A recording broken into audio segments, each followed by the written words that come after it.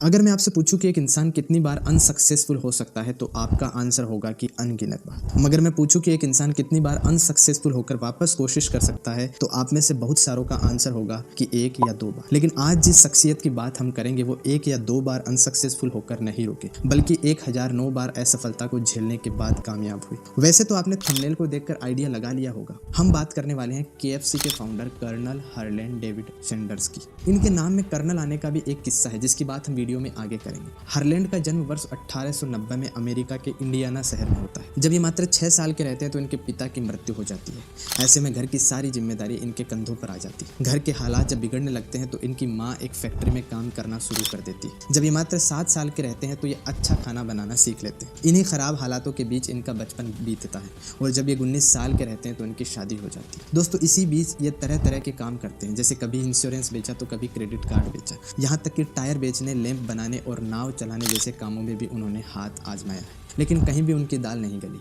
Sanders की जिंदगी 1930 में पहली बार पटरी पर आती दिखी जब उन्होंने केंटकी के कोरबिन में एक गैस स्टेशन खरीदा। दोस्तों बहुत से यात्रियों ने उनसे कहा कि वह एक रेस्टोरेंट भी खोल ले। अब चूंकि चिकन के लिए उनका प्यार बचपन से ही था, ऐसे में वह रेस्टोरेंट में तमाम तरह की खास रेसिपी वाले चिकन बेचने लगे। देखते ही देखते उनका ये काम चल निकला और वह मोटी कमाई करने लगे। यहीं पर एक दिन केंटकी के गवर्नर 1950 में आए थे। जब उन्होंने सैंडर्स का चिकन खाया तो उन्हें वह बहुत पसंद आया। दोस्तों फिर क्या था, उन्होंने हारलैंड सैंडर्स को कर्नल की उपाधि दे दी और तभी से उन्हें कर्नल सैंडर्स के नाम से जाना जाता है। लेकिन कहते हैं ना कि जब आदमी की किस्मत खराब होती है तो समस्याएं अपने आप अपना रास्ता खोज लेती है। ऐसा ही हुआ सैंडर्स के साथ भी वर्ष 1950 में। एक हाईवे निकलने के चलते उनके रेस्टोरेंट को तोड़ दिया जाता है। इसके बाद उनके संघर्षों का एक और दौर शुरू होता है। लेकिन कहते हैं ना कि आदमी खुद के बारे में सबसे ज्यादा तब सोचता है जब वह खुद को किसी मुश्किल समस्या में पाता है। दोस्तों ऐसा ही एक विचार आता है सैंडर्स के दिमाग में। वे सोचते हैं कि क्यों न दूसरे रेस्टोरेंट को अपने फ्राइड चिकन की रेसिपी दी जाए और बिक्री पर मुनाफा कमाया जाए। इसके लिए सैंडर्स अपने आसपास के रेस्टोरेंट को अप्रोच करना शुरू करते हैं, लेकिन जहां भी वो जाते वहां उन्हें ना ही सुनने को मिलता। करीब 1009 बार ना सुनने के बाद उन्हें वर्ष 1952 में एक रेस्टोरेंट में हाँ सुनने को मिलता है और यहाँ से शुरुआत होती है KFC यानी केंटकी फ्राइड